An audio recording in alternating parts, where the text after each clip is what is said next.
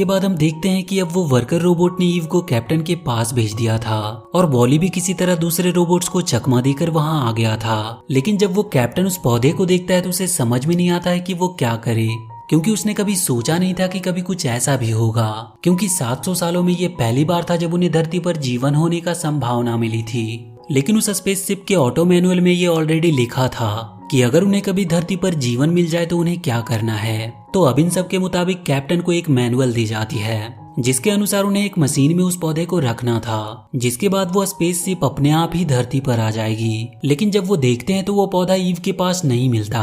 अब उनको लगता है कि वो रोबोट खराब हो चुका है, इसीलिए वो ईव को वापस रिपेयर के लिए भेज देते हैं। और इसके बाद कैप्टन अचानक वॉली से मिलता है और क्योंकि वॉली बहुत गंदा लग रहा था इसीलिए उसे भी सफाई के लिए भेज दिया जाता है। अब इसके बाद वो वॉली पर लगी मिट्टी की जांच करते हैं जिससे उन्हें पता चलता है कि ये धरती से आया है।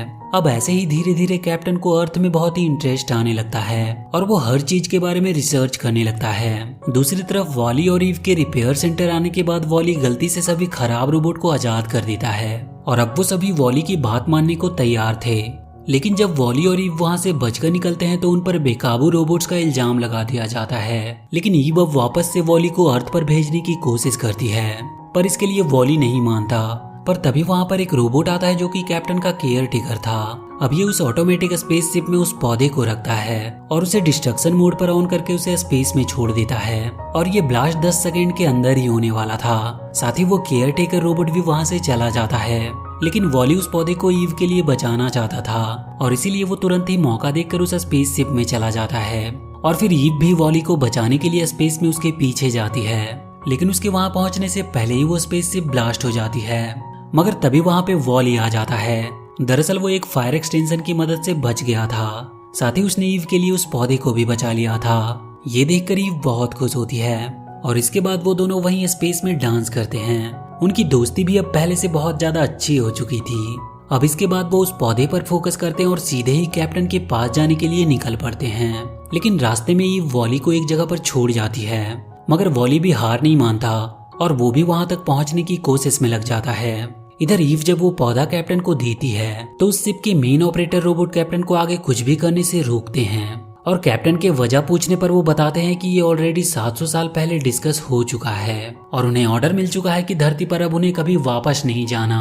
लेकिन कैप्टन उसे समझाते हुए कहता है कि ये पौधा हमें अर्थ से मिला है, इसका मतलब अब वो अर्थ 700 साल पहले वाली अर्थ नहीं रही। लेकिन वो ऑपरेटर रोबोट कहता है कि एक बार जो ऑर्डर मिल गया सो मिल गया, अब इसे बदला नहीं जा सकता। इसके बाद केयर टेकर रोबोट किसी तरह उस पौधे को फेंक देता है, लेकिन वॉली के कारण वो पौधा एक बार फिर से बच जाता है। लेकिन इस बार वो ऑपरेटर रोबोट आगे आता है। वो वॉली के ऊपर हाई वोल्टेज का यूज करता है, जिसकी वजह से वॉली पौधे को लेकर सीधा ही डिसमेंटल एरिया में गिर जाता है। वो भी बंद पड़ गया था। साथ ही ईव को भी वहीं पे फेंक दिया जाता है और कैप्टन को भी ऑपरेटर रोबोट के द्वारा कैद कर लिया जाता है। अब किसी तरह ईव वॉली को स्पेस में फेंकने से बचा लेती है, लेकिन तब तक वॉली कंप्रेस हो चुका था। वो होश में तो आ गया था पर उसका मदरबोर्ड खराब हो चुका था, जो कि वहां फिर से मिलना नामुमकिन था। पर वॉली ईव को भी अपने काम पर फोकस करने को कहता है और इसके बाद वो उस पौधे को लेकर वहां से निकल पड़ते हैं। रास्ते में कैप्टन ईव और वॉली को उस जगह पर जाने को कहता है जहाँ पर वो मशीन है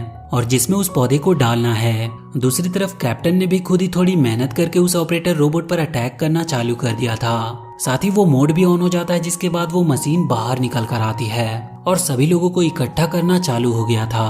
अब वो मशीन बाहर आती है। साथ ही वॉली और ईव भी पौधे को लेकर वहां आ गए थे, लेकिन तभी वो ऑपरेटर रोबोट उस स्पेसशिप को मोड़ देता है, जिसकी वजह से वो पौधा नीचे गिरकर कहीं भीड़ में ही खो जाता है। साथ ही मशीन भी फिर से अंदर जाने लगी थी, लेकिन वॉली उस मशीन को तब तक संभालता है जब तक कि कैप्टन उस ऑपरेटर रोबोट को डीएक्टिवेट नहीं कर देते।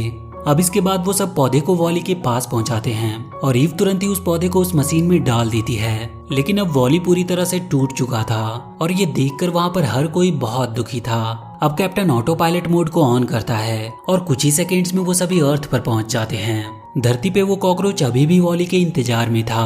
अब ईव वॉली को लेकर तुरंत ही उस जगह पर जाती है जहां वॉली रहा करता था। वॉली ने कई सारी चीजें जमा की हुई थी और उन्हीं में ईव को एक मदरबोर्ड भी मिल जाती है। लेकिन वॉली में ये मदरबोर्ड लगाने के बाद ईव देखती है कि वॉली की पूरी मेमोरी जा चुकी है। वो बहुत कोशिश करती है कि वो वॉली को एक बार फिर से सब कुछ याद दिला सके और इसके लिए वो उसे उसकी पुरानी कलेक्शन दिखाती है, लेकिन फिर भी वॉली को कुछ याद नहीं आता। दरअसल अब उसके मदरबोर्ड में वो सब डेटा था ही नहीं और अब वॉली वहां से जाकर फिर से अपना काम करने लगता है, लेकिन ईव वहां पर आकर वही पुराना प्ले करती है जिसे वॉली ने 700 सालों तक सुना था। और इस वजह से वॉली को एक बार फिर से उसकी खोई हुई याददाश्त वापस मिल जाती है। साथ ही अब सभी इंसान भी धरती पर अपना नया जीवन बनाने में जुट गए थे। वो धरती को एक बार फिर से पहले जैसा बनाना चाहते थे। अब वैसे तो ये कहानी यहीं पर खत्म होती है, मगर एक चीज इस कहानी से जरूर सीखने को मिली कि प्रोग्रेस के चक्कर में इतना कभी आगे मत चले जाना कि वापस लौटने में 700 साल लग जाए। तो वीडियो अगर अच्छी लगी हो तो please do like and share this video and please subscribe to my channel and press that bell icon.